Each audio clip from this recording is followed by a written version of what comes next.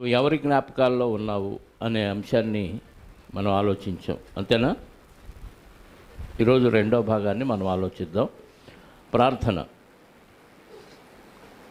క్రీస్తు యేసునందు మమ్మలను అత్యధికంగా ప్రేమించిన మా పరలోకపు తండ్రి, జీవాధిపతి, జీవము కలిగిన మా గొప్ప దేవ, మీ జీవాన్ని మీ కుమారుడిలో పెట్టి ఆయన్ను భూమి మీదకు పంపించి నిత్య జీవాన్ని కోల్పోయిన మాకు, నిత్య నరకానికి పాత్రులైన మాకు, సమస్త మానవాళికి నిత్య జీవాన్ని అనుగ్రహించిన మీ ఉచితమైన కృపను బట్టి, ప్రేమను బట్టి మీ స్తోత్రాలు.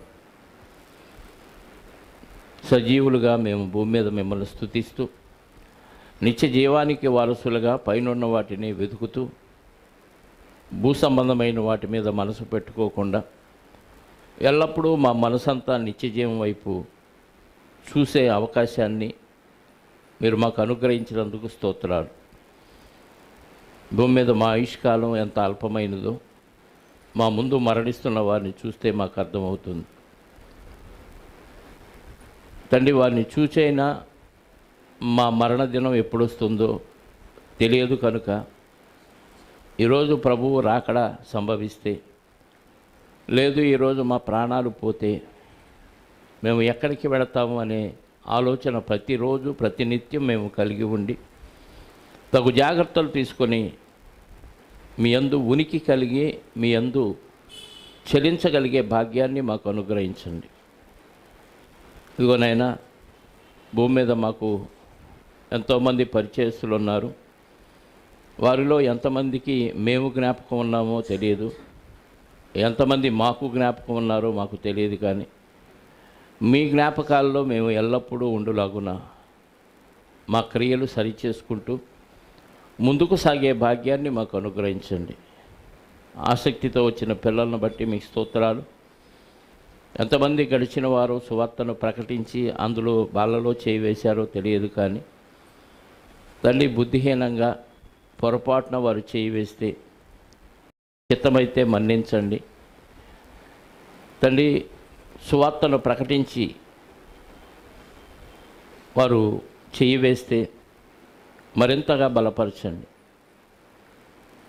ఇప్పుడు మేము వాక్యాన్ని వింటూ నేర్చుకుంటూ ఉండగా వాక్యానుసారమైన జీవితాన్ని అనుసరిస్తూ ముందుకు సాగటానికి కావలసిన జ్ఞానవాక్కులు మాకు ప్రసాదించి మీరే మహిమ, ఘనత, ప్రభావాలు పొందుకొనమని, దీనికి గాను నాలో ఉన్న పరిశుద్ధాత్మని సహాయ సహకారాలను మెండుగా నాకు అనుగ్రహించమని, మీ పిల్లల్ని ఆత్మ సహాయంతో బలపరచమని, మా రక్షకుడు, మా ప్రాణనాథుడు, పాప విమోచకుడు నైనా క్రీస్తు యేసు యొక్క జ్ఞానము కలిగిన నామములో ప్రార్థించి అడిగి వేడుకొనుచున్నాను పరలోకపు తండ్రి.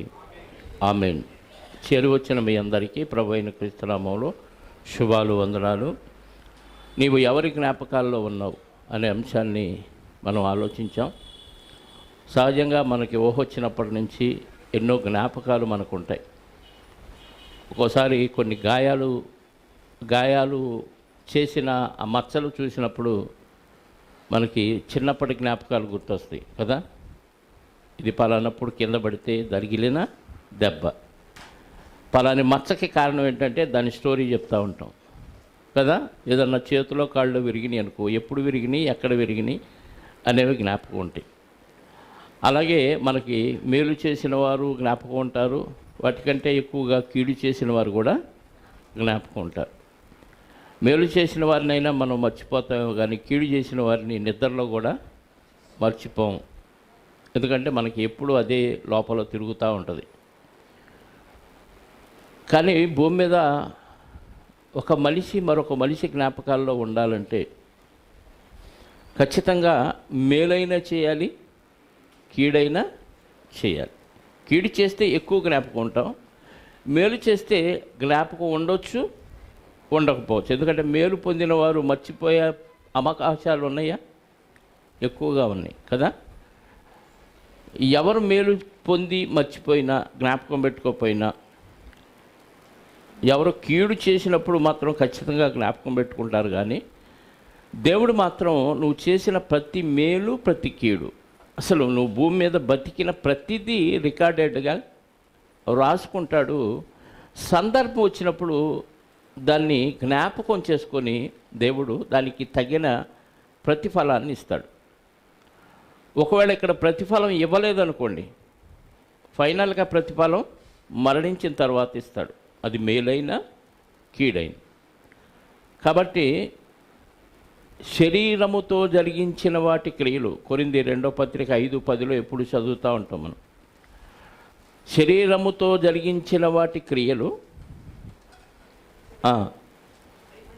అవి మంచివైనను సరే చెడ్డవైనను సరే దేహముతో జరిగించిన వాటి ఫలమును ప్రతివాడును పొందినట్లు మనమందరము క్రీస్తు న్యాయపీఠము ఎదుట ప్రత్యక్షము కావాలని. శరీరం ఇచ్చింది దేవుడు, దీనికి శక్తినిచ్చింది దేవుడు, అవయవాలు పనిచేసే విధంగా తయారు చేసింది దేవుడు. కొంతమందికి కాళ్ళు ఉండవు, కొంతమందికి చేతులు ఉండవు, కొంతమందికి కళ్ళు ఉండవు, కొంతమందికి నోరు ఉండదు అంటే మాట ఉండదు, కొంతమందికి వినపడదు చెవుడు. కానీ అన్ని అవయవాలు బాగున్నాయి అంటే అన్ని అవయవాలతో నీకు పని ఉంది. ఆ పనికి తగ్గ ప్రతిఫలాన్ని దేవుడు ఇస్తూ పనిని రాసుకుంటాడు.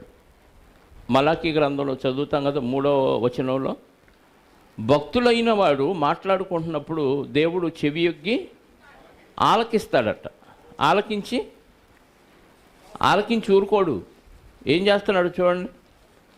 మలాకీ గ్రంథం 3వ అధ్యాయము 16వ వచనం.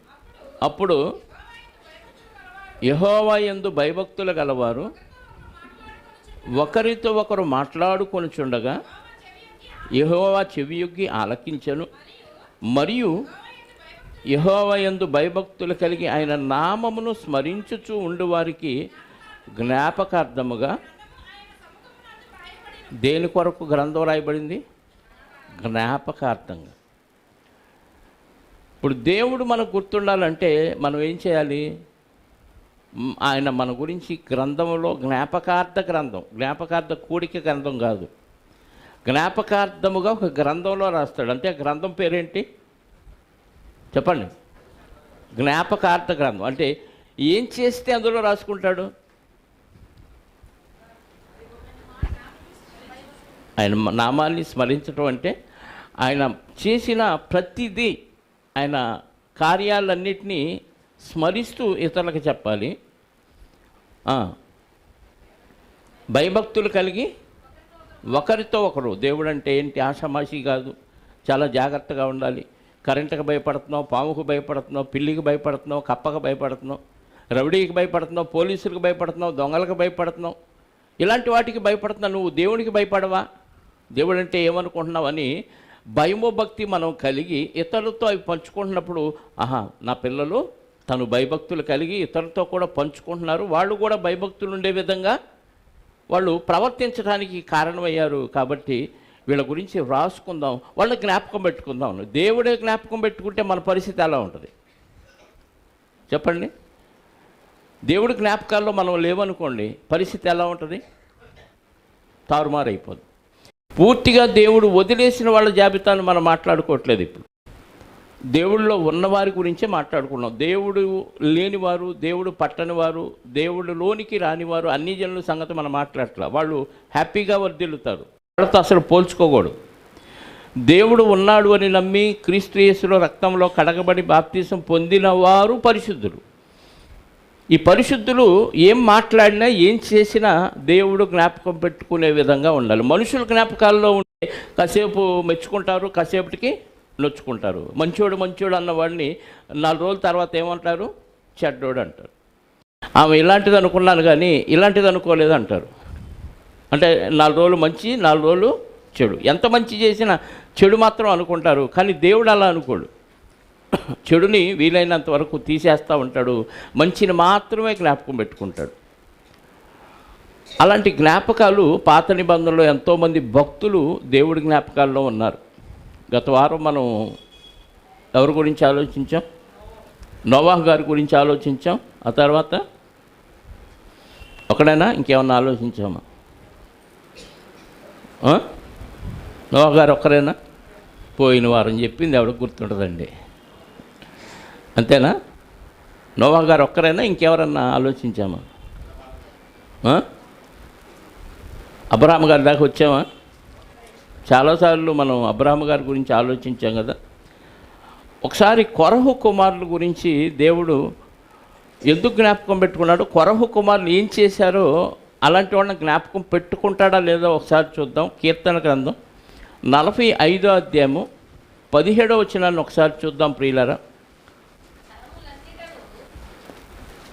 ఇప్పుడు మలాకీ గ్రంథం చదివాం కదా, వాళ్ళు ఏంటి యెహోవా గురించి ఒకళ్ళొకళ్ళు మాట్లాడుకుంటున్నారు. ఆయన నామమును స్మరిస్తూ భయభక్తులు కలిగి ఉన్నారు. అంటే ఆయన ఎళ్ళ భయం భక్తి కలిగి వాక్యానుసారంగా ప్రవర్తిస్తూ ఎదుటి వాళ్ళకు కూడా ఆ విషయాలు చెప్తున్నారు. ఇక్కడ ఆసాపు కుమారులు గారు కూడా ఏం చేశారో చదవండి. తరములన్నిటను నీ నామము జ్ఞాపకముండునట్లు నేను చేయుదును, కావున జనములు సర్వకాలము కృతజ్ఞతాస్తుతులు చెల్లించుదురు. కావున జనములు సర్వకాలము నీకు కృతజ్ఞతాస్తుతులు. వీళ్ళు ఏం చేస్తారంట?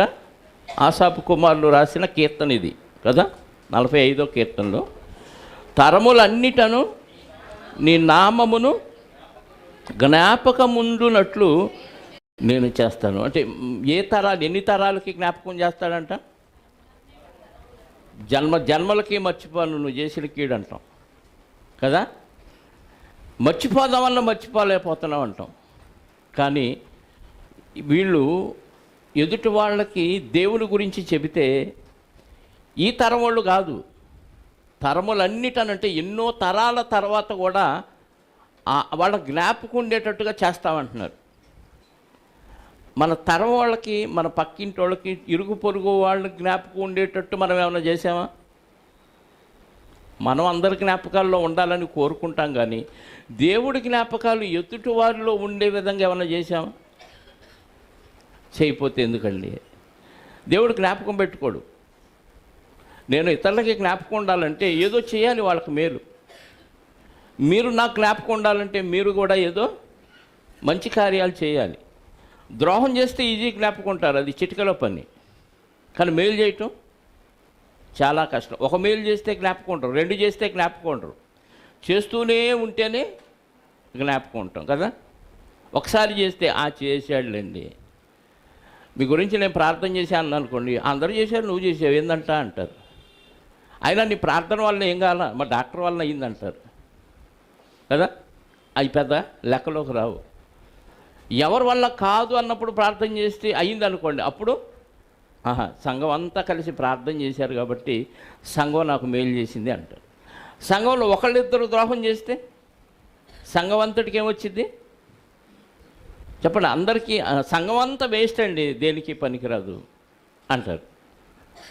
అందుకే పాత నిబంధనలో దేవుడు ఇశ్రాయేలులో ఒక్కళ్ళు తప్పు చేసినా అంతమందికి శిక్ష ఎందుకు వేసాడంటే, మీరంతా ఒక దేహం, ఒక శరీరంలోని ఒక అవయవం పాడైపోయినా శరీరం అంతటికి అనారోగ్యం వచ్చిందా? శరీరంలో ఒక అవయవం పాడైంది, దీని ఎఫెక్టు శరీరం మొత్తానికి వచ్చిద్దా? మాకెప్పుడు రాలేదు అంటారా? వచ్చిద్దా రాదా? ఖచ్చితంగా వచ్చిద్ది.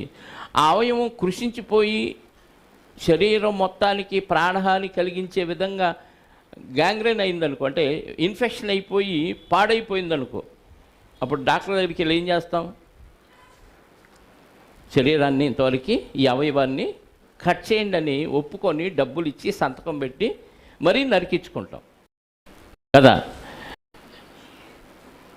సంఘములో ఒకళ్ళు తప్పు చేయటం వల్ల పాత నిబంధనలో అందరికీ శిక్ష ఎందుకు వేశాడంటే, సంఘం అంతా బాగుండాలి, సంఘం మొత్తాన్ని, సమాజం, దేవుని సమాజం మొత్తాన్ని అన్యులు జ్ఞాపకం చేసుకోవాలి. ఒక దావీదు గారు తప్పు చేయటం వల్ల దేవుడు ఏమన్నాడు తెలుసా? నువ్వు నాయకుడివి, నీ వలన నా నామం మహింపరచబడుతుంది. అలాంటి నీవు తప్పు చేస్తే అన్యులు ఏమంటారు? ఎక్కడ ఒకసారి చూడండి, సమూయేలు గ్రంథం 11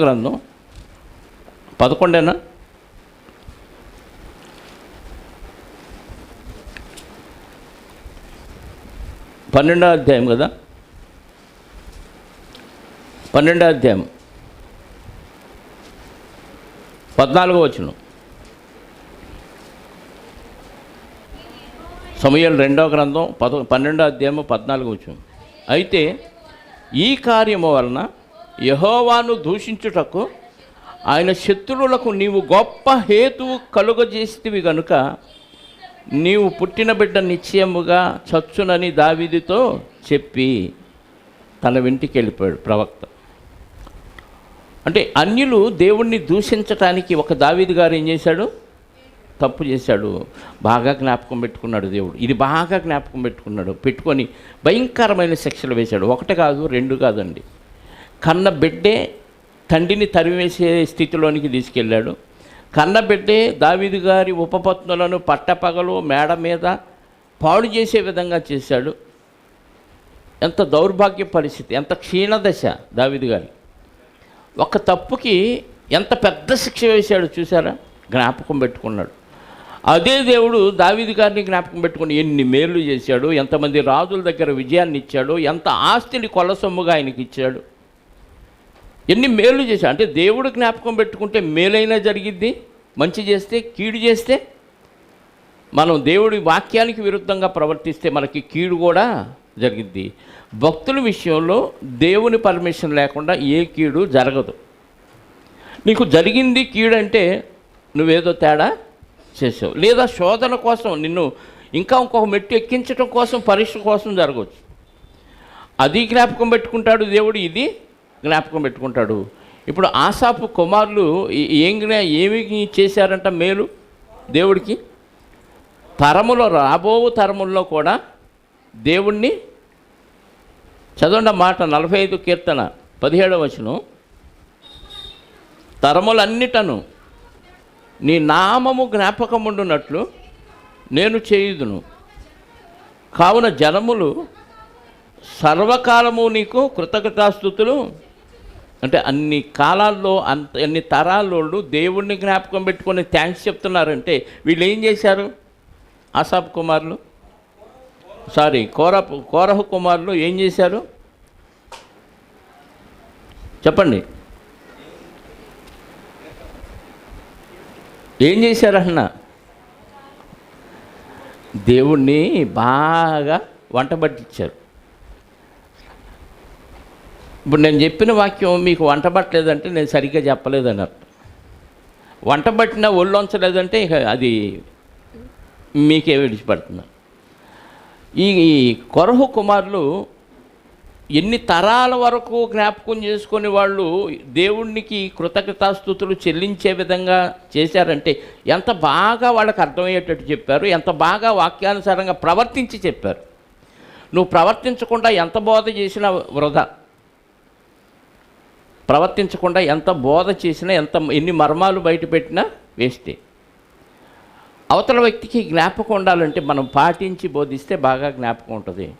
1 తరమా 2 తరాలు, ఎన్నో తరాలు వాళ్ళు జ్ఞాపకం ఉండేటట్టు చేశారంటే అలాంటి వాళ్ళని దేవుడు జ్ఞాపకం పెట్టుకుంటాడా చెప్పండి? ఇప్పుడు దాన్ని బట్టి మనం ఏమి నేర్చుకోవాలి?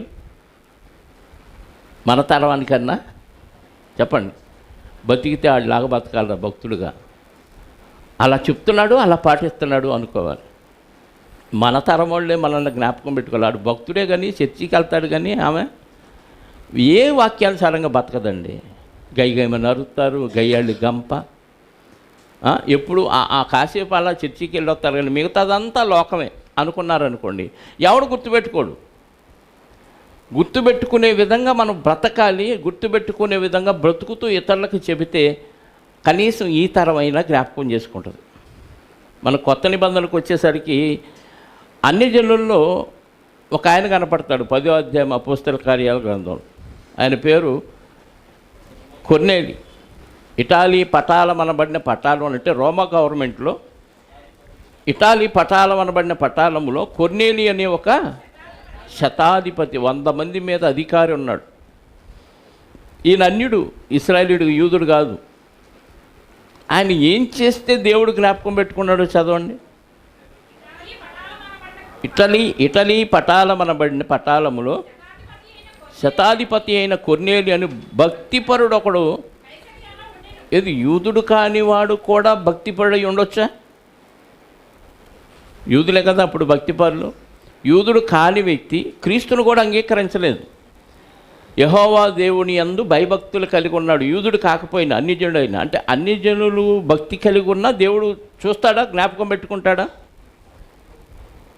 దేవుడు నన్ను మర్చిపోయాడండి, దేవుడికి అస్సలు నేను జ్ఞాపకం లేదు అనకూడదు. ఒక అన్యుడే భక్తిగా ఉంటే దేవుడు ఏం చేశాడు? జ్ఞాపకం పెట్టుకున్నాడు. యూదుల్ని జ్ఞాపకం పెట్టుకుంటాడంటే వాళ్ళు తన స్వకీయ సాంపద్యం, స్వకీయ జనాంగం పరిశుద్ధ పరచబడిన వారని వాళ్ళకి సున్నతి అనే ఒక ఆజ్ఞ ఇచ్చాడు కాబట్టి వాళ్ళని జ్ఞాపకం పెట్టుకున్నాడంటే అర్థం ఉంది. అన్యుణ్ణి దేవుడు జ్ఞాపకం పెట్టుకున్నాడంటే కారణం ఏంటి? భక్తిపరుడు కైసరైలో ఉన్నాడు. పోనీ ఈయనేమన్నా ఇదే పనిలో భక్తి సాగిస్తున్నాడంటే కాదు. రోమా గవర్నమెంట్లో 100 మంది మీద అధికారి, శతాధిపతి అంటే 100 మంది మీద అధికారి. ఏం చేశాడంట? అతడు తన ఇంటి వారు అందరితో కూడా, అన్యుడి ఇంటి వారితో కలిసి దేవుని యందు భయభక్తులు కలిగి ఉండటం ఏంటి? ఇక్కడ భర్త ఉంటే భార్య భక్తిలో ఉండదు, భార్య ఉంటే భర్త రాడు. ఇది క్రైస్తవులుగా క్రీస్తుని అంగీకరించిన కుటుంబంలో కూడా భార్యాభర్తలు వస్తే పిల్లలు రారు, భర్త వస్తే భార్య రాదు, భార్య వస్తే భర్త రాడు. మరి అన్యుడై ఉండి ఇంటి వారందరితో కూడా దేవుని యందు భయభక్తులు కలిగి ఉండటానికి యూదుడా అంటే కాదు. మళ్ళీ ఎంత గొప్ప విషయం అండి. సపరేట్ జ్ఞాపకం చేసుకుంటాడా ఇలాంటి వాళ్ళని? చెప్పండి. దేవుడు స్పెషల్గా జ్ఞాపకం చేసుకుంటాడా, చేసుకోడా?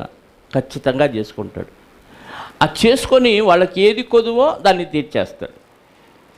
ఆ భక్తికి ఇంకేం కావాలో అది దేవుడే ఆలోచించి ఆయన జ్ఞాపకం చేసుకుంటే ఏం కావాలో అన్నీ ఆయనే చూసుకుంటాడు. మనకు కూడా తెలియదు మనకేం కావాలో.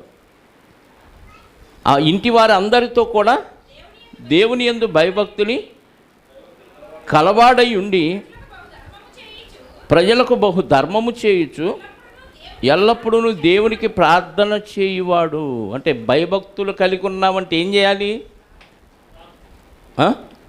పిల్లికి బిచ్చం పెట్టకూడదు కదా, ఎవరికి ఏ సహాయం చేయకూడదు.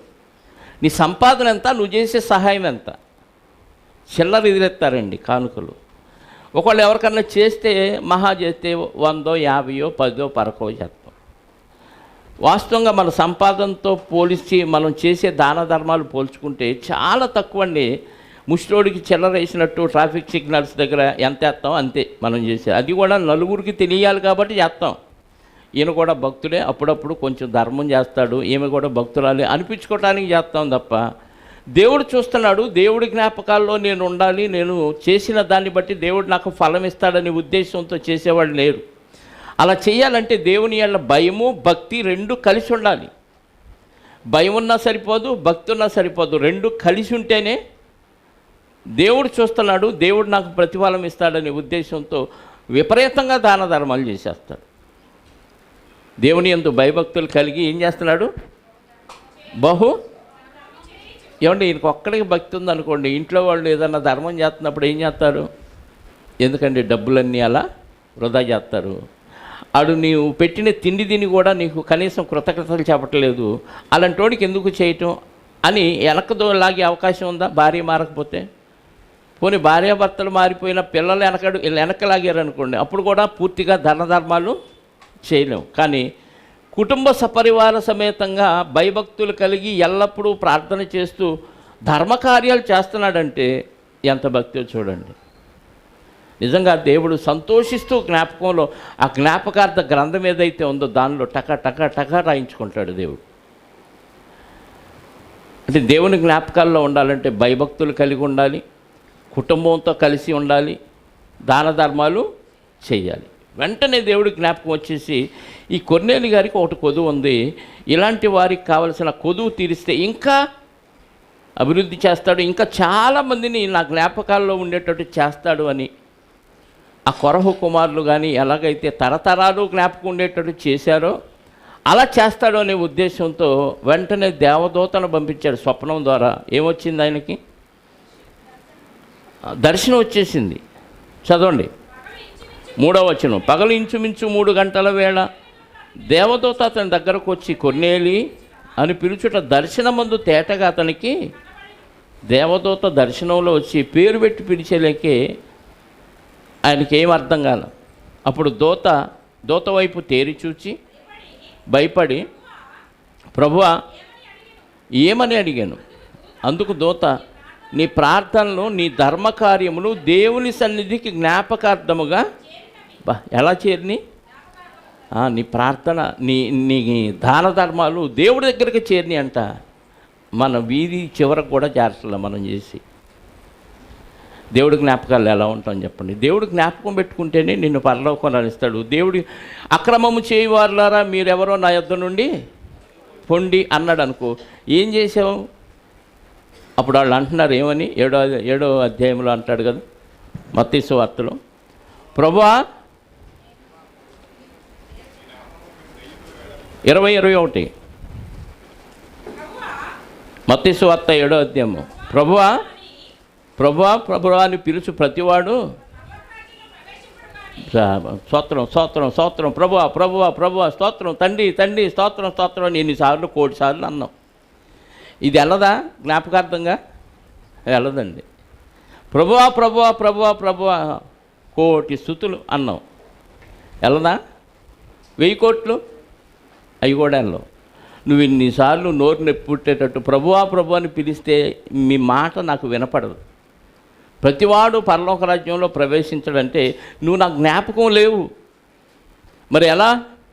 ఏం చేశారంటే వాళ్ళు, పరలోకమందున్న నా తండ్రి చిత్త ప్రకారము చేయువాడే ప్రవేశించును. అంటే వాక్యానుసారంగా నువ్వు బ్రతకాలి, నలుగురిని బ్రతికించే విధంగా ఉంటే అప్పుడు నేను జ్ఞాపకార్థ గ్రంథంలో రాసుకుంటాను అంటున్నాడు దేవుడు. ప్రభువా ప్రభు అని పిలిచేవాడు పరలోక రాజ్యంలో ప్రవేశించాలంటే నాకెవడో నువ్వెవడో నాకు తెలియదు అంటున్నాడు. I don't know. మరి ఎలా వెళతారంటే ఇదిగో వాళ్ళు కూడా కొన్ని కార్యాలు చేశారు. ఏం చేశారంట? ఆ దినముందు అనేకులు అంటే ఎక్కువ మందేనా? అనేకులు అంటే ఎక్కువ మంది నన్ను చూచి ప్రభువా ప్రభువా ప్రవచనాలు కూడా చెప్పారంట వీళ్ళు. ఎవరి పేరు మీద? దేవుడి పేరు మీదే చెప్పారు. నీ నామమున వీళ్ళు కూడా దేవుని కార్యక్రమాలు చేసిన వాళ్ళే, అయినా జ్ఞాపకం లేదా? లేదు. మరి నీ నామమున మేము ప్రవచించామంటున్నారు, నీ నామమున దెయ్యాలను వెళ్ళగొట్టామంటున్నారు, నీ నామమున అనేకమైన అద్భుతాలు, ఇది అద్భుతాలు చేసినా దెయ్యాలను వెళ్ళగొట్టినా ప్రవచనాలు చెప్పినా ఈ వెళ్ళదా దేవుడి దగ్గరికి? అదేంటి? అవి చేస్తే మంచిదే కదా. అపోస్తులు కూడా చేశారు, అద్భుతాలు చేశారు, మహత్కార్యాలు చేశారు, దెయ్యాలను వెళ్ళగొట్టారు. ఇవన్నీ చేస్తే వెళ్ళింది, వీళ్ళు చేస్తే ఎందుకు వెళ్ళలేదు? అందుకే ముందు ఏం చెప్పాడు? ఎవడైతే గైకొంటాడో వాడి ప్రార్థన వింటాను, వాడు నాకు జ్ఞాపకం ఉంటాడు. ప్రభువా ప్రభు అని పిలిచే ప్రతివాడు పరలోక రాజ్యంలో ప్రవేశించాడు. కానీ పరలోకమందు నా తండ్రి చిత్తము చేయువాడే. అంటే చెబితే కుదరదా? దెయ్యాలను వెళ్ళగొట్టే కుదరదా? స్వస్థతలు చేస్తే కుదరదా? కుదరదు. నువ్వు పాటించి అప్పుడు చెప్పు. నువ్వు స్వస్థత చేస్తావు, చేసినట్టు నటిస్తావు, నువ్వేమో డాక్టర్ దగ్గరికి వెళ్ళి చూపించుకుంటావు. పెద్ద పెద్ద ఖరీదైన డాక్టర్ దగ్గరికి వెళ్ళి స్కానింగ్లు అయ్యి చేయించుకొని హాస్పిటల్లో బెడ్ రెస్ట్ తీసుకొని వచ్చి మళ్ళీ మీకు దెయ్యాలు నెలకొడతాను, స్వస్థతలు చేస్తానని చెప్తాడు. వెళ్ళరంటే వెళ్ళరు. ఎందుకంటే జ్ఞాపకాల్లో లేవు. అక్రమం చేస్తున్నారు అంటున్నాడు. మీ నామమున దెయ్యములు వెళ్ళగొట్టలేదా? మీ నామమున అనేకమైన అద్భుతములను చేయలేదా అని చెప్పుదురు. అప్పుడు నేను మిమ్మును ఎన్నడును ఎరుగను, అక్రమము చేయువారులారా నా యొద్ద నుండి. ఇది క్రమమా అక్రమమా? అక్రమము అంటున్నాడు. ఎందుకు అక్రమం అంటే ఇవన్నీ దేవుని బిడ్డలు పాటిస్తూ చేస్తే క్రమమే. అపోస్తలులు అవే చేశారు. కానీ పాటించకుండా చేస్తే అక్రమం. అందుకే మీరెవరో నాకు గుర్తులేదు, మీరు పరలోక రాజ్యానికి రావటానికి అర్హత లేదు. కానీ కొర్నేలి గారు అన్యుడైనప్పటికీ ఆయన ప్రార్థన, ఆయన ధర్మకార్యాలు దేవుడి దగ్గరికి జ్ఞాపకార్థంగా చేరినాయి అంట. స్పెషల్గా ఒక దూతను పంపించి స్వప్నంలో పేరు పెట్టి పిలిపించి మరి ఆయనకి బోధ చేసి, ఇదిగో పలాని ప్రాంతంలో పేతురు అనే మారు పేరు కలిగిన సీమోను ఉంటాడు, చర్మకారుని సీమోన్ అనే చర్మకారుని అంటూ ఉంటాడు, ఎప్పేలో ఉన్నాడు. అతని దగ్గరికి నువ్వు కొంతమంది మనుషులను పంపించి అతన్ని పిలిపించుకో, నీకు కావాల్సిందేదో ఆయన తెలియజేస్తాడు అనగానే ఏం చెప్తాడు నాకు తెలియంది ఏంటి అనలేదు. వెంటనే మనుషులు పంపించాడు, పిలిపించుకున్నాడు. వాళ్ళు వచ్చేలోపు ఇంట్లో బంధువులందరినీ గ్యాదర్ చేశాడు. ఆల్రెడీ ఈయన చేసే పని ఏంటి, ప్రతిరోజు ధర్మకార్యాలు చేస్తున్నాడు, ప్రతిరోజు దేవునికి కుటుంబ సమేతంగా ప్రార్థన చేస్తున్నాడు, ప్రతిరోజు దేవుని యందు భయభక్తులు కలిగి కుటుంబ సమేతంగా పరిచర్య చేస్తున్నాడు. ఇలాంటి వ్యక్తి పేతురు గారిని పిలిపించుకోమని దేవుడు చెప్తే వెంటనే నాకొక్కడికే కాదు నా బంధువులు కూడా దేవుడు జ్ఞాపకం ఉండాలి అని వెంటనే అందరినీ పిలిపించుకున్నాడంట. ఎంతమందిని పిలిపించాడో చూడండి. 24వ వచనం. మరునాడు వారు కైసరియలో ప్రవేశించారు. అంటే పేతురు గారితో పాటు కొంతమంది వచ్చారు యొప్పే నుంచి. అప్పుడు కొర్నేలి తన బంధువులను ముఖ్య స్నేహితులను పిలిపించి వారి కొరకు కనిపెట్టుకొని ఉండెను. ముందే అందరినీ బంధువులను ముఖ్య స్నేహితులను. డబ్బులు ఖర్చు ఎందుకు, భోజనాలు దండగా, పలహారాలు దండగా, సభసాలు ఇద్దామని అనుకుంటాం మనం. అంటే సందర్భంలో ఆయనకి ఏమర్థమైందంటే ఈ సందర్భంలో 10 మందిని పిలుచుకుంటే నా వాళ్ళు అన్నవాళ్ళు కూడా దేవుని జ్ఞాపకాల్లో ఉండే విధంగా చెయ్యాలి అనే తపన ఉంటుంది నిజమైన భక్తుడికి. భక్తి నటించేవాడికి, విశ్వాసం సరిగ్గా లేని వాడికి ఇప్పటికేదో అలా సరిపెట్టుకుందాంలే అనిపించింది. ఏదో ఒక కారణాన్ని బట్టి దేవుణ్ణి కొంతమందికి పరిచయం చేసి దేవుని జ్ఞాపకాల్లో మనం ఉండాలి, మనం పరిచయం చేసిన వాళ్ళు కూడా దేవుని జ్ఞాపకంలో ఉండాలి అనే తపన ఉండాలి భక్తులకి. నేను షాప్లో పనిచేసేటప్పుడు ఏ కారణాన్ని బట్టి ఎవడొచ్చినా టీవీ రిపేర్కి వస్తాడు, వచ్చినోడికి ఏదో ఒక మాట కలిపి మొత్తానికి వాక్యం చెప్పేవాడిని. ఎలాగైనా అలా చెప్పిన వాళ్ళలో చాలామంది ప్రభువుని నమ్ముకున్నారు, ఇప్పటికీ పరిచర్య చేస్తున్న వారు చాలామంది ఉన్నారు, విశ్వాసఘాతకులుగా ఉన్నవారు కూడా చాలామంది ఉన్నారు, అది వేరే విషయం. అంటే ఏదో కారణాన్ని బట్టి మనం దేవుణ్ణి వాళ్ళకి పరిచయం చేయాలి, తెలియని విషయాలు వాళ్ళకి తెలియచేసి వాళ్ళు దేవుని జ్ఞాపకాల్లో ఉండే విధంగా చేయాలి. కొర్నేలు గారు ధర్మకార్యాలు ప్రార్థన చేస్తూ కుటుంబ సమేతంగా దేవుని జ్ఞాపకాల్లో ఉండటం మాత్రమే కాకుండా ఒక దైవజనుడిని పిలిపించుకోమన్నాడు. కాబట్టి దేవుడు పిలిపించుకొని ఎవరిని పిలిచాడు ఇంటికి? బంధువుల్ని, ముఖ్య స్నేహితుల్ని పిలిచాడు. ఎందుకు? మా ఇంట్లో ఏదో బర్త్డేనో లేకపోతే జ్ఞాపకార్థ కూడికో ఇంకేదో కూడికంటే పిలుచుకుంటే అర్థం ఉంది. మనం ఇలాంటి సందర్భాల్లో కూడా పిలవం. ఎక్కువ మందిని పిలిస్తే భోజనాల ఖర్చు పెరిగిద్ది కాబట్టి మనకెందుకులంటే ఇక్కడ ఆత్మల రక్షణ ఇంపార్టెంట్ కాదు. అసలు వాళ్ళు పిలిపించే ఉద్దేశం ఏమై ఉండాలి? దేవుడి జ్ఞాపకాల్లో వాళ్ళు ఉండాలి, వాళ్ళ ఆత్మ రక్షించబడాలి అనే ఉద్దేశం మనలో ఉండాలి. వాళ్ళు వచ్చినా రాకపోయినా మన పని మనం చేసుకుంటా పోదాం, పెందలాడి ముగించుకుందాం అనే ఆలోచనతో ఉంటే ఆత్మల భారం కాదు అది. కార్యక్రమం అయిపోవాలి, ప్రారంభించాం, అయిపోయిందంతే. ఇందులో హైలైట్ ఏందంటే భోజనాలు కదా. వాక్యానికి వచ్చినా రాకపోయినా, వాక్యం విన్నా వినకపోయినా భోజనాలు మాత్రం అందరికీ సరిపోవాలి, పెందలాడి పెట్టి పంపించేయాలి. ఎవడు ఫీల్ అవ్వకూడదు, భోజనం లేటుగా పెట్టాడని ఫీల్ అవ్వకూడదు. అంటే ఆత్మల భారం, రక్షణ భారం అనేది కనపట్లేదండి. అది ఎప్పుడు మనకి కనపడిద్దంటే ఏ విధము చేతనైనా ఒక అగ్నిలో నుంచి రాగాలి, వాడు నరకానికి పోయే పొజిషన్లో ఉన్నాడు, వాడికి ఎలాగైనా సత్యవాక్యాన్ని వినిపించి దేవుడు గుర్తుపెట్టుకునే విధంగా తయారు చేయాలనే తపనున్న వాడికి అది అర్థమైంది. అవకాశం వచ్చినప్పుడు 4 మాటలు చెప్పటం, అవకాశం రాకపోతే మూతి ముడుచుకొని ఇంట్లో కూర్చోవటం అది భక్తి లక్షణం కాదు. దేవుడు దాకా కొర్నేలు గారి ధర్మకార్యాలు ప్రార్థన వెళ్ళిందంటే దేవుడు చూస్తాడనే ఉద్దేశంతో చేయలే. ఆయన దేవుడి యందు భయభక్తులు కలిగి ఉన్నాడు కాబట్టి చేసుకుంటూ పోయాడు. చేసుకున్న దానికి ప్రతిఫలంగా దేవుడి దగ్గర నుంచి సమాధానం వచ్చింది. మరి మనం చేసే భక్తి మన పొరిగింటోళ్ళకి ఇరిగింటోళ్ళకన్నా వెళుతుందా? భక్తి అంటే ఆమెలాగా ఉండాలి, ఆయనలాగా ఉండాలి. అలా ఉంటేనే భక్తి. వాళ్ళు వెళ్తున్నారు చర్చికి, ఎందుకు? ఉపయోగం లేకుండా చర్చికి వెళ్ళి వస్తారు, మళ్ళీ చేసేయన్నీ ఏదో పనులు చేస్తూనే ఉంటారు. ఈ సాక్ష్యం ఉండకూడదు మన మీద. భక్తి అంటే ఇలాగే ఉండాలి, వీళ్ళలాగే ఉండాలి అనుకోవాలి చుట్టుపక్కల వాళ్ళు కూడా మనల్ని చూసి. పిలిపించుకున్నాడు, పేతురు గారి ద్వారా వర్తమానం తెలియచేసుకున్నాడు. వెంటనే వచ్చిన వారిలో చాలామంది మారిపోయారండి. పేతురు గారు వర్తమానం చెబుతూ ఉండగానే పరిశుద్ధాత్మ అన్యజనుల మీద కుమ్మరించబడింది. వెంటనే పేతురు గారు ఇంకా వీళ్ళకి బాప్తీసం ఇవ్వడానికి నీళ్ళకి ఇవ్వడం ఆటంకం కలుగు చేయగలని వాళ్ళకి బాప్తీసం ఇచ్చేయండి అన్నాడు. అర్థమైందా? అంటే దేవుని జ్ఞాపకాల్లో ఒక వ్యక్తి ఉండే విధంగా ప్రవర్తిస్తే అనేక మందిని దేవుని జ్ఞాపకాల్లో ఉండే విధంగా తయారు చేయాలనే తపన ఉంటుందండి. నన్ను గుర్తించట్లేదు, నన్ను జ్ఞాపకం చేసుకోవట్లేదంటే నువ్వు జ్ఞాపకం ఉండే విధమైన కార్యక్రమాలు చేయలేదని అర్థం. అందరూ నన్ను జ్ఞాపకం చేసుకోవాలని మనం ఏడిచి చావటం తప్ప మనం ఎవరినైనా జ్ఞాపకం చేసుకున్నామా? పోని చెప్పండి. మనం జ్ఞాపకం చేసుకొని ఏ ధర్మకార్యాలు చేసాం, ఏం ఉద్ధరించాం, ఎవరికైనా ఏమన్నా హెల్ప్ చేసామా? ఎప్పుడు అందరూ నాకే చేయాలి, నన్నే గుర్తుపెట్టుకోవాలంటే నువ్వు గుర్తుపెట్టుకునే విధంగా లేవేమో అది ఆలోచించాలిగా. మనం కూడా రెండు కోణాల్లో ఆలోచించాలి. ఎదుటివాడు నాకేం చేయలేదు కాదు, మనం ఎదుటి వాళ్ళకి ఏం చేసాం, మనం దేవుడికి ఏం చేసాం, దేవుడు నాకేం చేయలేదు కాదు, మనం దేవుడికి చేసిన ఇరగదీసిన పని ఏంటి అనేది కూడా ఆలోచించాలి.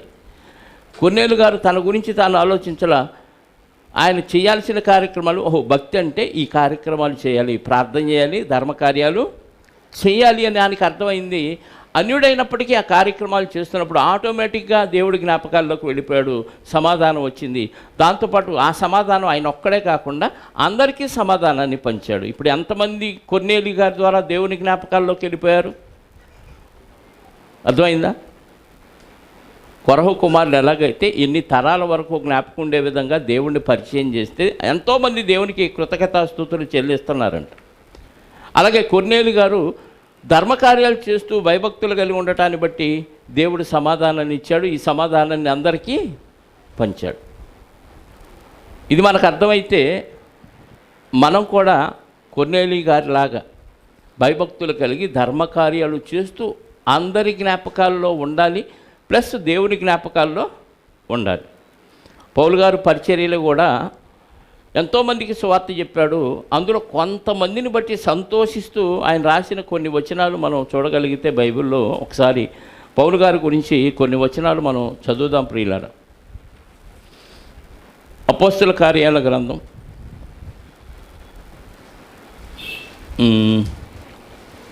20వ అధ్యాయం 35వ వచనం.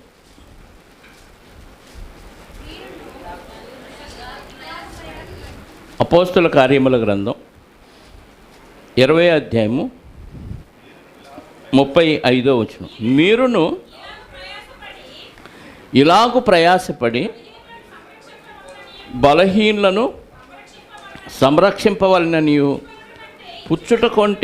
పుచ్చుకొనుట కంటే ఇచ్చుట ధన్యమని ప్రభువైన యేసు చెప్పిన మాటలు జ్ఞాపకము చేసి కొనవలననియు అన్ని విషయములలో మీకు మాదిరి చూపితనని చెప్పాను. ఏం చేశాడు పౌలు గారు? పౌలు గారు ఏం చేశాడు?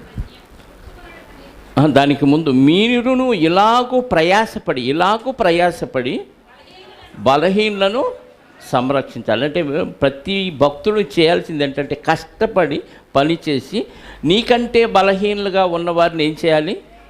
సంరక్షించాలి. రక్షించటం వేరు, సంరక్షించటం వేరు. రక్షించడం అంటే వాక్యం చెప్పి రక్షించటం. దానికంటే ముందేం చేయాలి? తిండికి లేకపోయినా, బట్టక లేకపోయినా, వారికి జరుగుబాటు లేకపోయినా కష్టపడి పనిచేసి ఏం చేయాలి? వాళ్ళకి పోషణ జరిగించాలి. మన కడుపు మనం నింపుకోవటమే ఎక్కువైపోయింది. ఎదుటి వాళ్ళ కడుపు ఏం చూస్తాం? సామెత ఉండేది, అమ్మాయమ్మ కడుపు చూసిద్దంట, భార్య జేబు చూసిద్దంట. భార్య కడుపు చూడదా?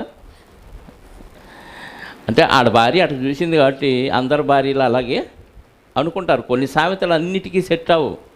ఇక అది కంటిన్యూ అందరికీ వర్తించే సామెత అనుకోబాకండి.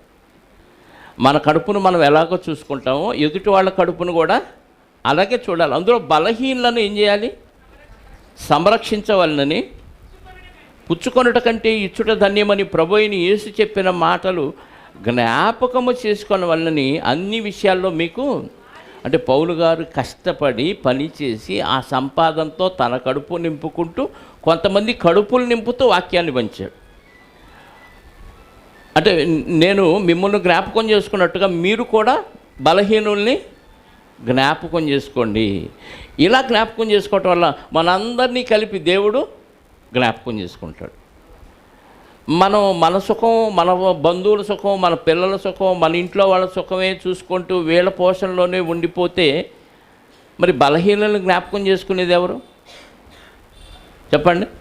అందుకే పౌలు గారు ఆస్తి విడిచిపెట్టాడు, బంధువులను విడిచిపెట్టాడు, అందరినీ విడిచిపెట్టి దేవుని సేవ కొరకు వచ్చి ఆయన చిన్నప్పుడు నేర్చుకున్న విద్య, ఆ పరదాలు గుడారాలు కొట్టడం. పౌలు గారి ప్రయాణాల కంటే ముందు పౌలు గారిని పరిచయం చేసినప్పుడు ఆయన ఏ ప్రాంతం వాడు, ఎక్కడ పుట్టాడు, ఎక్కడ పెరిగాడు, ఎక్కడ విద్యాభ్యాసం, ఇవన్నీ మనం పౌలు గారి గురించి నేర్చుకున్నప్పుడు చెప్పేశాను ఆల్రెడీ. అప్పుడు నేర్చుకున్న విద్య ఇప్పుడు ఉపయోగపడింది. ఆయన గుడారాలు కుడుతూ నేనును నాతో ఉన్న వారి పని నిమిత్తం, వారి పోషణ నిమిత్తం నా ఈ చేతులు కష్టపడి అంటాడు. ఎందుకు చేసావా ఇలాగా? పనివాడు జీతానికి పాత్రుడని నీకు తెలుసు కదా. నువ్వు దేవుని పని చేస్తున్నావు, దేవుడు నిన్ను పోషిస్తాడు కంటే దేవుడు పోషిస్తాడు. కానీ ఒక మాదిరికరమైన జీవితాన్ని ఇతరులకు చూపించాలంటే పని పాట వదిలేసి దేవుడి మీద ఆధారపడి అందరూ పోషించాలి నన్ను అనే ఒక ఏమంటారు ధీమా, ఒక సుఖపడే తత్వానికి అలవాటు పడిపోయి పని పాట వదిలేసి చాలామంది సేవ పేరుతో ఇతరులను పీక్కు తింటూ ఉన్నారు. నేను ఇంజనీరింగ్ చదివాను, ఒకప్పుడు డాక్టర్ చదివాను, ఆ ఉద్యోగం వదిలేసి మీకోసం నేను పరిచయం చేస్తుంటే నన్ను మీరు బాగా చూసుకోవట్లేదని అలిగినోళ్ళు చాలామంది ఉన్నారు. నిష్ఠూరాలు వేస్తున్న వాళ్ళు చాలామంది ఉన్నారు. చూడవలసిన బాధ్యత, పోషణ బాధ్యత సంఘానికి ఉంది, కానీ నిష్ఠూరాలు ఆడకూడదు. అర్థమైందా? అది ఒక మాదిరికరమైన జీవితాన్ని చూపించటానికి మనం అవకాశంగా తీసుకోవాలి. దాదాపుగా ఒక 2 సంవత్సరాల ముందు వరకు నేను పనిచేస్తూనే పరిచర్య చేశాను. పనిచేస్తూనే ఇల్లు గడిచింది, పనిచేస్తూనే పరిచర్యకి ఆ ధనాన్ని ఉపయోగించడం జరిగింది. ఎందుకయ్యా ఇలాగంటే పౌలు గారు కనపడుతున్నాడు, మాదిరికరంగా నేను ఇలా మీకోసం ప్రయాసపడ్డాను. ప్రభువారు చెప్పాడంట. ప్రభువారు చెప్పినట్టు మనకి ఎక్కడ కొత్త నిబంధనలో కనపడదు, కానీ సారం ఉంది. ఆయన ఇచ్చాడు తప్ప పుచ్చుకోలే ఎక్కడ. అంటే ప్రభువారు చెప్పకనే ఏం చెప్పాడు మనకి? పుచ్చుకొనుట కంటే ఇచ్చుట ధన్యము. ఇవ్వటమే. ఆశించకూడదు, తిరిగి ఆశించకూడదు. నాకు మీరేం చేయలేదు, వాళ్ళు నాకు ఇవ్వలేదు, వీళ్ళు నాకు ఇవ్వలేదు అనేది. ఇవ్వాల్సిన బాధ్యత ఉంటే వాళ్ళు గుర్తుంటే చేస్తారు. వాళ్ళ జ్ఞాపకం ఉండే విధంగా ఒకవేళ మనం లేవేమో అనుకోవాలి. వాళ్ళు గుర్తుపెట్టుకొని చేయాల్సిన బాధ్యత ఉన్నా గుర్తుపెట్టుకునే విధంగా మన ప్రవర్తన లేదేమని ఈ కోణంలో ఆలోచించం. వాళ్ళ జ్ఞాపకం లేదు, వాళ్ళు గుర్తుపెట్టుకోలేదు, వాళ్ళు వేస్ట్ అనే ఆలోచన విధానంలో ఉండకూడదు. అందుకే పౌలు గారు మాదిరి చూపించాడంట. ప్రభువారు చెప్పిన మాటను జ్ఞాపకం చేసుకొని నేను కూడా ఇచ్చే విషయంలోనే ఉంటాను, మీ దగ్గర నుంచి ఆశించే విషయంలో నేను ఉండను. ఎందుకంటే మీరు కూడా ఇలాగూ బలహీనలను సంరక్షించాలి, బలహీనలకు హెల్ప్ చేయాలి అనే ఉద్దేశంతో నేను కూడా బలహీనలకు హెల్ప్ చేయటానికి నా ఈ చేతులు కష్టపడతాను అంటున్నాడు. అంటే ప్రభువుని పౌలు గారు జ్ఞాపకం చేసుకుంటే పౌలు గారు బలహీనుల్ని జ్ఞాపకం చేసుకుంటున్నారు, చేసుకొని సంఘానికి చెప్తున్నారు. అతడు ఇలాగూ చెప్పి మోకాళ్ళుని వారందరి కొరకు ప్రార్థన చేశాను. చాలమ్మ. కొరింథీ మొదటి పత్రిక 11వ అధ్యాయము 2వ వచనం, దీని కంటిన్యూషన్. కొరింథీ మొదటి పత్రిక 11వ అధ్యాయము 2వ వచనం. మీరు అన్ని విషయములలో నన్ను జ్ఞాపకము చేసుకొనుచు నేను మీకు అప్పగించిన కట్టడలను గైకొనుచున్నారని మెచ్చుకొనుచున్నాను. మిమ్మును మెచ్చుకొనుచున్నాను. మీరు అన్ని విషయంలో పౌలు గారిని జ్ఞాపకం చేసుకొని నేను మీకు అప్పగించిన కట్టడలను గైకొనుచున్నారని ప్రాచీన ప్రతుల్లో పారంపర్యములను, అంటే ఏ ఏ పద్ధతులు మీకు చెప్పానో వాటన్నిటినీ మీరు పాటిస్తున్నారని మిమ్మల్ని మెచ్చుకుంటున్నాను. అంటే పౌలు గారిని జ్ఞాపకం చేసుకొని వీళ్ళు కూడా అదే క్రమంలో పౌలు గారిని వెంబడిస్తూ ఉన్నప్పుడు వాళ్ళని మెచ్చుకొని వాళ్ళని జ్ఞాపకం చేసుకొని ఆయన సంతోషిస్తున్నాడండి. వాక్యాలు ఎన్నో చెప్పాం, ఎన్నో మెసేజ్లు విన్నారు. ఇన్ని మెసేజ్ల్లో వాక్యానుసారంగా బతుకుతున్నారని సంతోషిస్తూ మిమ్మల్ని మెచ్చుకునే విధంగా ప్రవర్తించేవాళ్ళు కనపడలేదు. 1-2 సార్లు ప్రవర్తించారు, మెచ్చుకుందాం అనుకునేలోపు చచ్చుబడిపోతున్నారు. అర్థమవుతుందా? ఏదో ఒక విషయంలో ఫెయిల్ అవుతున్నారు. ఈ విషయంలో మెచ్చుకున్నాం అనుకోండి, ఆ విషయంలో ఫెయిల్ అయినప్పుడు తిడితే సహించరు. తిడతామంటే గద్దిస్తే సహించరు. మెచ్చుకుంటే మాత్రం అందరం ఎక్కుతారు, నెత్తిని కూర్చుంటారు. పౌలు గారు వాళ్ళని ఎందుకు మెచ్చుకున్నాడు? పౌలు గారు ఏవైతే బోధించాడో ఆ కట్టడలన్నీ వాళ్ళు పాటిస్తూ అనుసరిస్తున్నారు కాబట్టి వాళ్ళని బట్టి మెచ్చుకొనుచున్నాను. ప్రతి పురుషునికి సాలమ్మ ఎందుకు మెచ్చుకున్నాడంట? పౌలు గారు పాటించి బోధించినవి వాళ్ళు కూడా పాటించారు. అంటే చెప్పిన విషయాలు పాటిస్తుంటే చెప్పిన బోధకుడికి ఎలా ఉంటుంది? పిచ్చెక్కిద్దా? సంతోషం వచ్చిద్దా? సంతోషం వచ్చింది. యోహాను గారు కూడా యేసు రొమ్మున అనుకున్న శిష్యుడైన యోహాను గారు కూడా పత్రిక రాస్తూ ఒకసారి ఆ పత్రికలో చూడండి, 3వ పత్రిక 4వ వచనం. యోహాను గారు రాసిన 3వ పత్రిక 4వ వచనం. కొందరు సత్యమును అనుసరించి నడుచుకొనుచున్నారని, నా పిల్లలు సత్యమును అనుసరించి నడుచుకొనుచున్నారను అని వినుట కంటే నాకు ఎక్కువైన సంతోషము. అంటే యోహాను గారి పిల్లలంటే యోహాను గారు వాక్యం వలన కన్న పిల్లలు వాక్యానుసారంగా బతుకుతున్నారనే వార్త వినటం కంటే ఇంకా నాకు ఇంకే సంతోషం లేదు. వాక్యం విని కూడా తప్పిపోయారంటే అంత బాధ ఇంకా నాకు లేదు. నాకున్న అనారోగ్యాలకు అన్నిటికీ మూల కారణం ఏంటంటే ఎవరైనా పతనం అయ్యారని వార్త విన్నా, ఎవరైనా ఒకళ్ళ మీద ఒకళ్ళు గొడవలు పడ్డారు, తిట్టుకున్నారనే వార్త విన్నా, సంఘంలో 3 సంఘాల్లో వ్యక్తులు ఎవరైనా ప్రార్థనకు వచ్చే విషయంలో కూడా ఫెయిల్ అయ్యారనే విషయం విన్నా, ప్రార్థనని నిర్లక్ష్యం చేశారనే విషయం విన్నా, పరిచర్యకు వెనకడుగు వేశారనే విషయం విన్నా, ఇలాంటి విషయాలు వింటున్నప్పుడు ఇన్ని వాక్యాలు విని మీరు ఎలా అయిపోయారని ఆలోచిస్తూ నిద్రలేని రాత్రులు గడిపిన సందర్భాలు ఉన్నాయి. మీరు ఎలా పోతే నాకెందుకు అనుకోను. ఎందుకు? తర్వాత తరాలలో కూడా గుర్తుండే విధంగా చెప్పాలి, వాళ్ళు కూడా వాక్యానుసారంగా బతకాలి, దేవుని జ్ఞాపకాల్లోకి రావాలనే ఉద్దేశంతోనే బోధిస్తున్నాను తప్ప స్వార్థం కోసం బోధించే బోధ ఇది కాదు. స్వార్థం కోసం బోధిస్తే బాగా డబ్బులు దండుకోవచ్చు. ఎందుకంటే ఎన్నో మార్గాలు దేవుడి పేరు చెప్పి మోసం చేసినంతగా ఇంకా ఏ విషయంలో మోసం చేయలేరండి.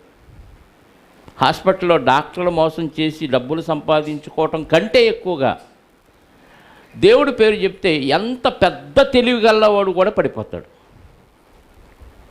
నువ్వు ఇది చెయ్యి, దేవుడు నీకు మేలు చేస్తాడంటే చాలు, ఆటోమేటిక్గా బెండ్ అయిపోతారు ఎవరైనా.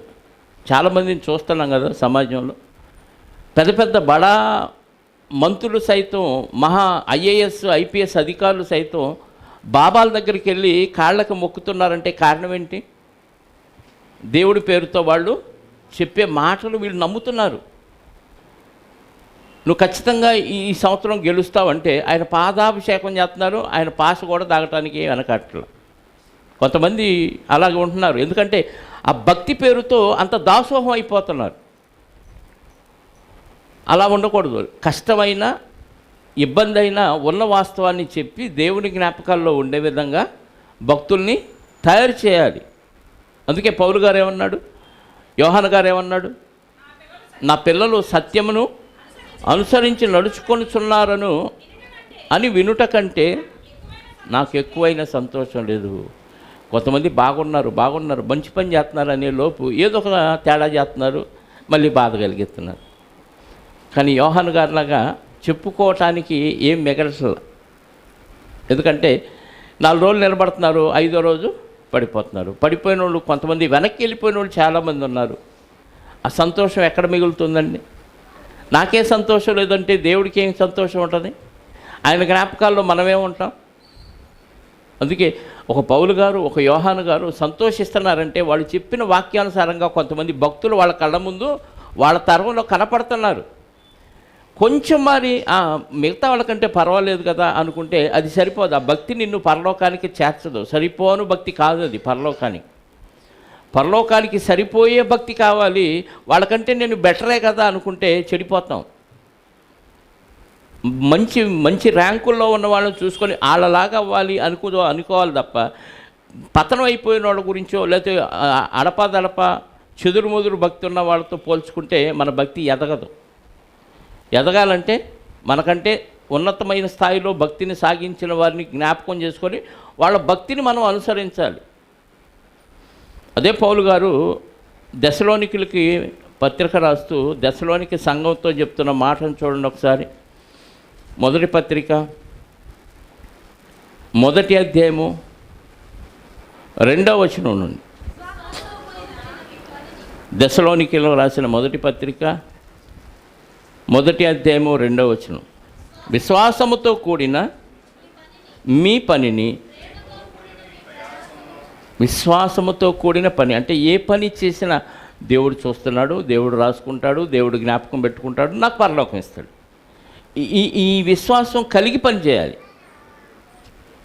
చేయకపోతే ఆయన అరుస్తాడు, ఆయన తిడతాడు, వాళ్ళు వచ్చారు నేను వెళ్ళకపోతే బాగోదు, ఈ ఆలోచన ఉండకూడదు కదా. అందరు వెళ్ళారుగా, నేను వెళ్ళకపోతే పరిచర్యకి బాగోదు, కాబట్టి వాళ్ళు ఏదో అనుకుంటారని పని చేయకూడదు.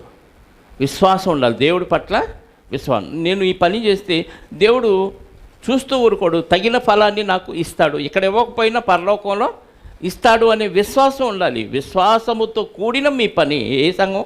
దశలోనిక సంఘం ఎలాంటి పని చేస్తుందంటే విశ్వాసానికి తగిన పని చేస్తుంది. తర్వాత ప్రేమతో కూడిన మీ ప్రయాసమును, ఆ ప్రయాస కూడా ఎలా ఉంది? ప్రేమతో ఉంది.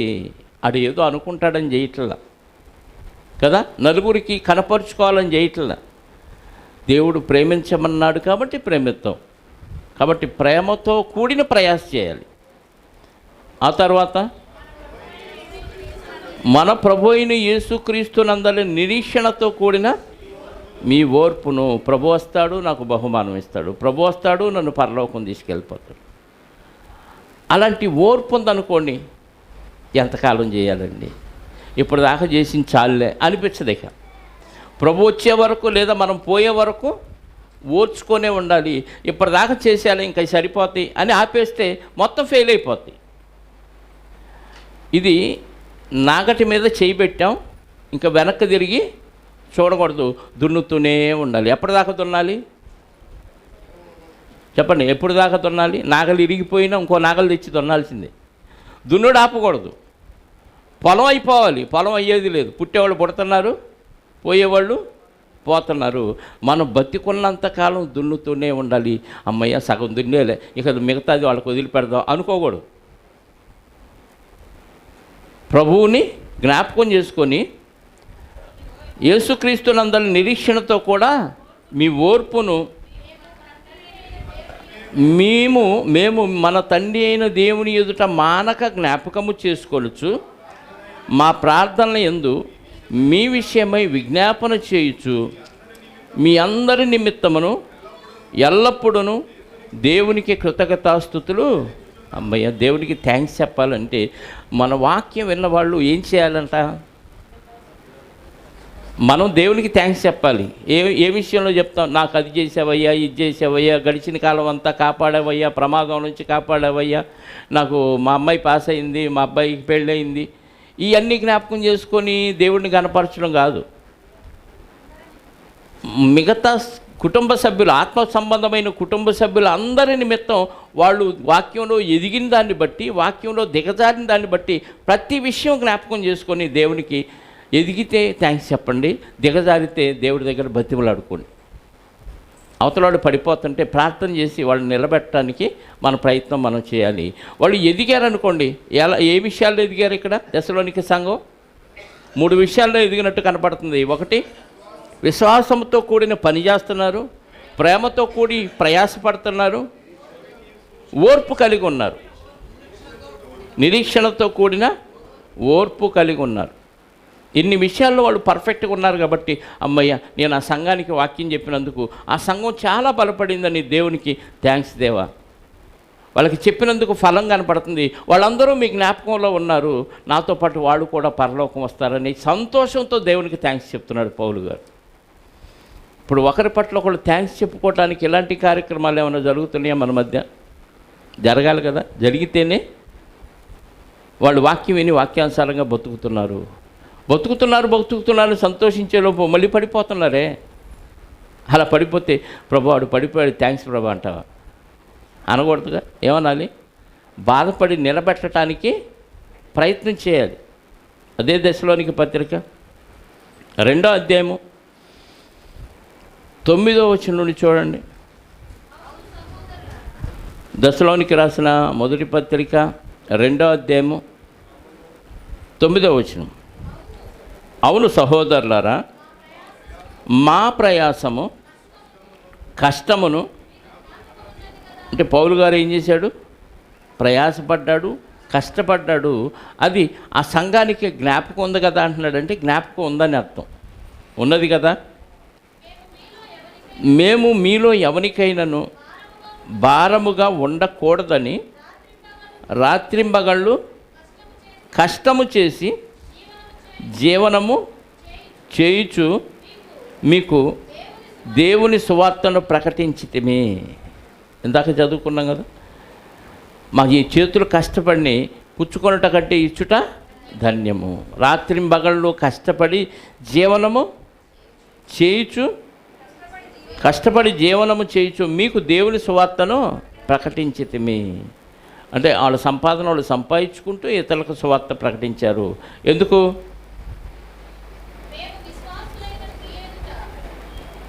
మేము విశ్వాసులైన మీ ఎదుట ఎంత భక్తిగాను నీతిగాను అనింద్యముగాను ప్రవర్తించితమో దానికి మీరు సాక్షులు. దేవుడు సాక్షి. అంటే వీళ్ళు ప్రవర్తించారు, అది వాళ్ళు చూశారు, అది సాక్ష్యం. దేవుడు కూడా సాక్షి.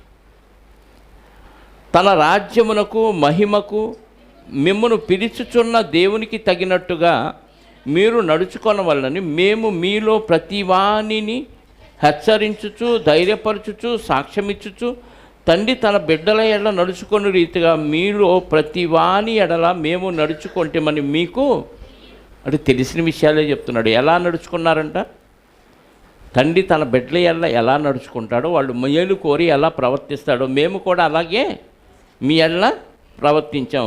తన రాజ్యమునకు మహిమకు మిమ్మల్ని పిలుచుచున్న దేవునికి తగినట్టుగా మీరు ప్రవర్తించాలని, మీరు నడుచుకోవడం వల్లని మీలో ప్రతి వానిని హెచ్చరించుచు, ధైర్యపరచుచు, సాక్ష్యమిచ్చుచు, తండ్రి తన బిడ్డల ఎడల నడుచుకునే రీతిగా మీలో ప్రతి వాని ఎడల మేము నడుచుకుంటామని మీకు తెలియను. అంటే వాక్యానుసారంగా మేము బ్రతికాము. ఎలా బ్రతికాము? మీరు సాక్షులు. ఇలాంటి బ్రతుకు మీరు కూడా బ్రతకాలి. అప్పుడు దేవుడు జ్ఞాపకం చేసుకుంటాడు. అంటే దేవుని జ్ఞాపకాల్లో ఉండాలంటే టోటల్గా వాక్యానుసారమైన జీవితాన్ని మనం అనుభవిస్తూ ఇతరులు కూడా అనుభవించే విధంగా మనం బ్రతకాలి. ఆయన వెంబడించిన తిమోతి గారిని గురించి తిమోతికి పత్రిక రాస్తూ కూడా ఆయన చెప్పిన మాట ఒకటి జ్ఞాపకం చేసుకుంటే, తిమోతి గారికి రాసిన 2వ పత్రిక 1వ అధ్యాయము 3వ వచనం నుండి చదవండి. తిమోతి గారి గురించి పౌలు గారు ప్రార్థన చేస్తూ, నా ప్రార్థనల యందు ఎడతెగక నిన్ను జ్ఞాపకము చేసుకొనుచు నీ కన్నీళ్లను తలుచుకొని, ఇక్కడ ఏదో తేడా కనపడుతుంది. తిమోతి గారు ఏం చేస్తున్నారంట? ఏడుస్తున్నాడు. అక్కడ ఏముంది? నీ కన్నీళ్లను తలుచుకొని. ఆయనకు పూర్తిగా ఆనందం అంట పౌలు గారికి. ఆ తిమోతి గారు ఏడుతుంటే పౌలు గారికి సంతోషం ఏందండి? మనలాగే ఉంది కదా ఇది వినటానికి. ఎదుటోడి బాధపడి ఏడుతుంటే మనం నవ్వుకుంటాం కదా. టీవీల్లో కానీ సినిమాల్లో కానీ, సినిమాల్లో ఎందుకంటే ప్రత్యక్షంగా మన కళ్ళ ముందు నడుస్తా ఎవడన్నా కాలు జారి పడ్డాడు అనుకో, ఏం చేస్తాం మనం? వెంటనే అయ్యో పాపం అని వెంటనే వెళ్ళి లేపేవాళ్ళు అరుదు. ఎక్కువ మంది పక్కపక్క నవ్వుకుంటారు. బురదలో కాలు జారి పడినా, ఏదైనా పని చేస్తా గబక్కనే స్లిప్ అయినా వెంటనే జనాలు ఏమొచ్చింది? సినిమాల్లో చూస్తున్నాం కదా, ఆ బ్రహ్మానందమో కామెడీ యాక్టర్లు ఎవరో ఒకళ్ళు ఏదో పిచ్చి పనులు చేసి ఇబ్బందుల్లో ఉన్నారనుకోండి, మనం ఏం చేస్తాం? నవ్వుతాం. తిమోతి గారు బాధపడుతుంటే, ఏడుస్తుంటే పౌలు గారికి ఏందంట? సంపూర్ణ ఆనందం. ఇదేదో శాడిజంలాగా అనిపిస్తుంది కదా. అంటే భక్తి అర్థమైంది కాబట్టి తిమోతి గారి గురించి పౌలు గారు సంతోషిస్తున్నాడు. అంటే తిమోతి గారు బాధపడుతూ దుఃఖపడుతున్నాడు అంటే ఏమర్థమైంది పౌలు గారికి? మీకు అర్థం కాల కదా. తిమోతి గారు మంచి భక్తిలో ఉన్నాడు, అందుకే బాధ అనుభవిస్తున్నాడు. భక్తి బాగా అర్థమైన వాళ్ళకి ఇది అర్థమైంది. నాకు కష్టాలు వచ్చినాయి, శ్రమలు వచ్చినాయి, ఇరుకులు వచ్చినాయి, ఇబ్బందులు వచ్చినాయి, నా బాధ ఎవరికీ లేదు అని మనం ఫీల్ అవుతున్నావు అంటే నువ్వు దేవుని జాబితాలో ఉన్నావు, లేదా దేవుడు విసర్జిస్తేనన్నా ఇవన్నీ నీకు అంగీకరిస్తాడు. దేవుడు ఒక మెట్టు ఎక్కించడానికి నీకు శ్రమలు అనుమతిస్తాడు, కష్టాలు అనుమతి. వాళ్ళు పాస్ అవ్వాలి, వాటిలో మనం గెలవాలి. తిమోతి గారికి వచ్చిన శ్రమలు, కష్టాలు, వీటన్నిటిని బట్టి తిమోతి గారు బాధపడుతుంటే పౌలు గారికి ఏమైందంట? నీ కన్నీళ్లను తలుచుకొని నాకు సంపూర్ణ ఆనందము కలుగుటకై నిన్ను చూడవలనని రేయింబగళ్ళు అపేక్షించుచు నీ యందున్న నిష్కపటమైన విశ్వాసమును జ్ఞాపకము చేసుకొని నా పితురాచార ప్రకారము నిర్మలమైన మనస్సాక్షితో నేను సేవించుచున్న దేవుని ఎల్ల కృతజ్ఞుడనై ఉన్నాను. తిమోతి గారికి ఏముందంట? పితురాచార ప్రకారము నిర్మలమైన మనస్సాక్షితో నేను సేవించుచున్న దేవుని ఎల్ల కృతజ్ఞుడై ఉన్నాను. ఎందుకంటే తిమోతి గారు శ్రమలు అనుభవిస్తున్నారు, కన్నీళ్లు విడుస్తున్నారు. దానికి కారణం ఏదంట? నిష్కపటమైన విశ్వాసం. అంటే తిమోతి గారిలో ఏ విశ్వాసం ఉంది? కపటమైన విశ్వాసం. అంటే కపటమైన కష్టాలు వచ్చినప్పుడు పక్కకి వెళ్ళిపోవటం, అన్ని సంతోషకరమైన కార్యక్రమాలు జరుగుతున్నప్పుడు ఆనందించటం, ఇది కపటమైన విశ్వాసం, నిష్కపటమైంది కాదు. మన విశ్వాసం ఎలా ఉంటుందంటే అన్నీ బాగుంటే దేవుడు వీరుడు శూరుడు, అసలు ఆయనే నాకు ఇవన్నీ చేశాడు అంటాం. ఏదన్నా కష్టం వచ్చి శ్రమ వచ్చింది అనుకో, మన విశ్వాసం ఏమైంది? పిశాచం అయిపోద్ది. అది కపటమైన విశ్వాసం. బయటికి భక్తుల్లాగా ఉంటాం, కానీ లోపల ఏ భక్తి ఉండదు, విశ్వాసానికి తగ్గ క్రియలు ఉండవు. విశ్వాసం ఉంటే కష్టాలు వస్తాయి. అంతకుముందు మనం మాట్లాడుకున్నాం, క్రైస్తవుడైన వాడు శ్రమలు అనుభవించాలి. కష్టాలు ఉంటేనే నువ్వు భక్తుడివి. కష్టాలు శ్రమలు లేకపోతే కొత్త నిబంధనల చట్ట ప్రకారంగా నువ్వు భక్తుడివి కాదు. దేవుడు నీకు అనుమతి ఇస్తేనే నీకు కష్టాలు వస్తాయి. నీ స్వయంకృత అపరాధాన్ని బట్టి నీ కష్టాలు వచ్చి ఇవి దేవుని బట్టి వచ్చినాయి అనుకుంటే పొరపాటు. మనం కొన్ని చేతగాని పనులు, తెలివి తక్కువ పనులు చేయటం వల్ల మనకు పర్సనల్గా కొన్ని కష్టాలు వస్తాయి, ఇబ్బందులు వస్తాయి. ఆర్థిక సమస్యలు కావచ్చు, అనారోగ్యం కావచ్చు, ఏదైనా కావచ్చు. అనారోగ్యం కూడా కొని తెచ్చుకుంటాం. షుగర్ ఉంది, తీపి తినకూడదని డాక్టర్ చెప్పాడు. దేవుడు చూసుకుంటాడా? నీ ఇష్టాన్ని దేవుడి మీదకి నెట్టి తినేస్తే అది దేవుడు తప్ప మన తప్ప? ఏం దేవుడా, షుగర్ ఉంది అయినా తిన్నాను కాపాడవా అంటే, దేవుడు పనిలో వెళుతూ తప్పని పరిస్థితిలో నీకు ఆకలి అయిపోయి ఏ ఆహారం దొరకనప్పుడు, ప్రభువా మరి తింటున్నాను, నా ఒంట్లో ఇది ఉంది, నన్ను బతికించడానికి నాకు శక్తినివ్వడానికి దీన్ని తింటున్నాను, తప్పని పరిస్థితి అని, అలాంటి పరిస్థితుల్లో తిని ప్రార్థన చేసి రిక్వెస్ట్ చేస్తే దేవుడు వింటాడు, నీకేం లేకుండా చేయొచ్చు. నువ్వు కావాలి, నీకు ఆశ కలిగింది అది తినాలని, నేరం ఎవడి మీద నెట్టావు? ఏం దేవుడు, ప్రార్థన చేసి తిన్నాను కదా అయినా షుగర్ పెరగకుండా చేయలేదేంది అని అంటే, నీ ఇష్టాన్ని నెరవేర్చుకోవడానికి దేవుడి మీద నేరారోపణ చేయకూడదు. పరిపూర్ణమైన విశ్వాసం, నిష్కపటమైన విశ్వాసం కలిగి ఉంటేనే భక్తి. ఆ భక్తి తిమోతి గారిలో ఆ విశ్వాసం ఉంది కాబట్టి పౌలు గారు దాన్ని జ్ఞాపకం చేసుకొని సంతోషిస్తున్నాడు, దేవుని కనపరుస్తున్నాడు. పౌలు గారిని దేవుడు జ్ఞాపకం చేసుకుంటే పౌలు గారు తిమోతిని జ్ఞాపకం చేసుకుంటున్నాడు. కారణం ఏంటంటే తిమోతి గారిని కూడా దేవుడు జ్ఞాపకం చేసుకున్నాడు. అంటే టోటల్గా దేవుని చిత్తానుసారంగా బతికిన వాళ్ళు భూమి మీద శ్రమలు అనుభవిస్తున్నా, ఇరుకుల్లో ఉన్న, ఇబ్బందులు ఉన్న దేవుడు జ్ఞాపకం చేసుకుంటే హ్యాపీగా నీ జీవితం ముగిస్తావు. హ్యాపీగా పరదేశంలోనికి, అటు నుంచి పరలోకానికి వెళ్ళిపోతావు. మనుషులు ఎంతమంది జ్ఞాపకం చేసుకున్నా నీకు ఎలాంటి ప్రయోజనం లేదు. అందరి నోళ్ళలో నానవచ్చు, అందరూ నిన్ను మెచ్చుకోవచ్చు, కానీ దేవుడు మెచ్చుకోకపోతే మనుషులందరూ మెచ్చుకున్న ప్రయోజనం ఉండదు. ఈరోజు మీడియాలో ఎంతోమంది మెచ్చుకుంటున్నారు. క్రికెట్లో ఒక ఆయన గెలిచాడు అనుకోండి, ఇండియాని గెలిపించాడు అనుకోండి, లేదా ఇంకొక దేశం వాళ్ళు, ఆ దేశంలో వాళ్ళు గెలిచారనుకోండి, ఆ దేశం అంతా ఆ వ్యక్తిని ఏం చేసిద్ది? మెచ్చుకుంటుంది. ఎంతకాలం? మరొకడు వచ్చి గెలిచే వరకు, మరొకడు వచ్చి ఓడించే వరకు ఇతరుని జ్ఞాపకం చేసుకుంటారు. ఆ తర్వాత లోకం అంతా మర్చిపోయింది. ఎంతమంది గిన్నీస్ బుక్లో ఎక్కినోళ్ళు దిగిపోయారు. చిరస్థాయిగా నీ పేరే అక్కడ ఉంటుంది, అందరూ నిన్నే మెచ్చుకుంటారనుకుంటే పొరపాటు. నువ్వు ఇక్కడ భూమి మీద ఎలాంటి బ్రతుకు బతికినా దేవుడికి నచ్చే విధంగా ఉంటూ దేవుడి జ్ఞాపకాల్లో ఉండే విధంగా బతికితేనే మనం నిత్య జీవానికి వెళతాం. దేవుడు గుర్తులేదనుకోండి, అక్రమము చేయవారులారా మీరెవరో నాకు తెలియదు. దేవుడు మర్చిపోయే విధంగా బతికి ఈ బతుకు ఎందుకండి? మనుషులందరూ గుర్తుపెట్టుకున్నారు, కానీ దేవుడు మర్చిపోయాడు. మనుషులందరూ మర్చిపోయారు, దేవుడు గుర్తుపెట్టుకున్నాడు. ఏది కావాలి? మనుషులందరూ గుర్తుపెట్టుకొని నీకు అవార్డులు రివార్డులు ఇస్తూ సన్మానం చేస్తూ నిన్ను పొగిడితే అది ఆనందమా? అందరూ నిన్ను చేదరించినా, అసహించుకున్నా, నిందలు వేసినా, అవమానాలు వేసినా వీళ్ళందరూ ఒక పార్టీ, దేవుడు ఒక్కడో ఒక పార్టీ. ఆయన ఒక్కడే నిన్ను మెచ్చుకుంటున్నాడు. మన ప్రభు అయిన యేసుక్రీస్తు వారిని భూమి మీద ఎవ్వరూ మెచ్చుకోలేదు.